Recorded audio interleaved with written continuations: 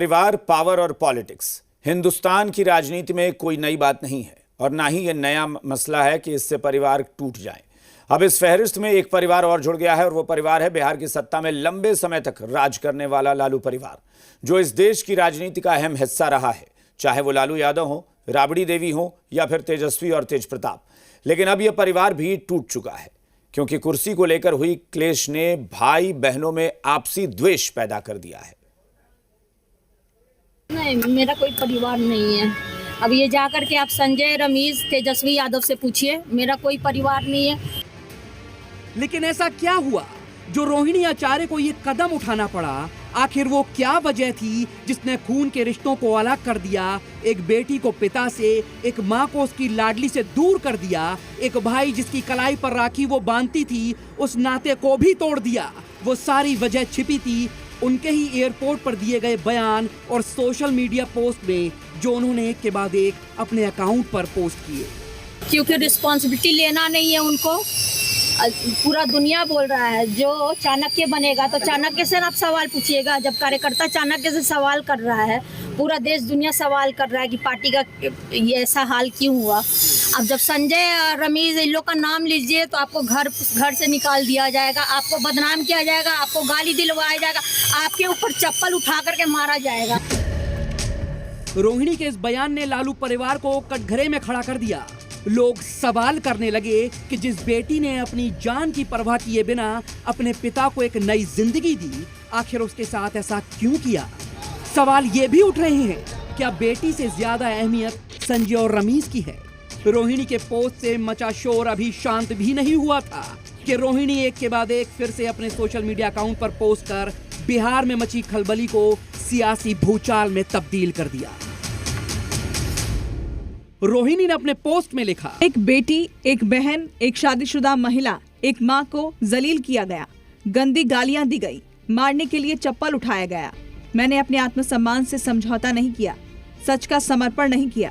सिर्फ और सिर्फ इस वजह से मुझे बेइज्जती झेलनी पड़ी। एक बेटी मजबूरी में अपने रोते हुए माँ बाप बहनों को छोड़ आई। मुझसे मेरा मायका छुड़वाया गया, मुझे अनाथ बना दिया गया।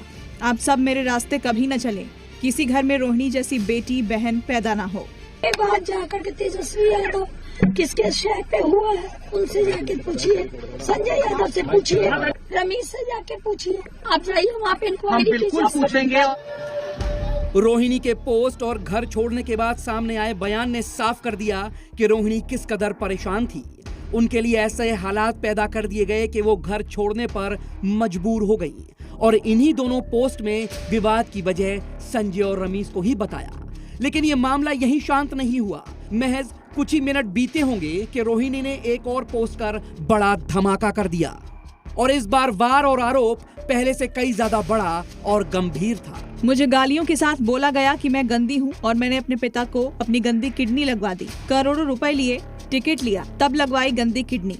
सभी बेटी बहन जो शादीशुदा हैं उनको मैं बोलूंगी कि जब आपके मायके में कोई बेटा भाई हो तो भूल कर भी अपने भगवान रूपी पिता को नहीं बचाएं। अपने भाई उस घर के बेटे को ही बोले कि वो अपनी या अपने किसी हरियाणवी दोस्त की किडनी लगवा दे। सभी बहन बेटियां अपना घर परिवार देखें, अपने माता पिता की परवाह किए बिना अपने बच्चे, अपना काम, अपना ससुराल देखें, सिर्फ अपने बारे में सोचें। मुझसे तो ये बड़ा गुनाह हो गया कि मैंने अपना परिवार और अपने तीनों बच्चों को नहीं देखा।